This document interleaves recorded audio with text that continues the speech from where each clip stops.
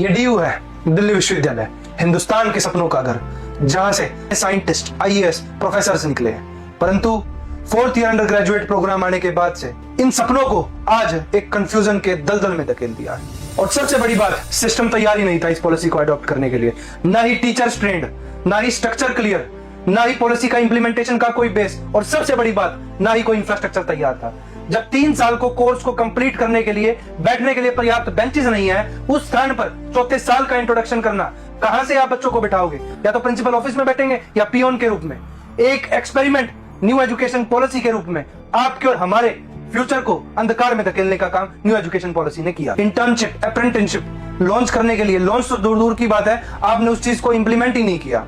साथ ही साथ research methodology, जो अपने आप में एक बेसिक रिक्वायरमेंट थी पीएचडी स्कॉलर के लिए, उस रिसर्च मेथोडोलॉजी को आपने ऑप्शनल बना दिया, जिससे इस पूरी नींव को कमजोर बनाने का काम नैप आने के बाद से हुआ है। डिग्री बचाओ कैंपेन एक वार्निंग है, एक अवेयरनेस कैंपेन है, जिससे आप समझे कि आपसे आपकी असली डिग्री को छीना गया, दिखाया कुछ और गया, इंप्लीमेंट कुछ और करा गया।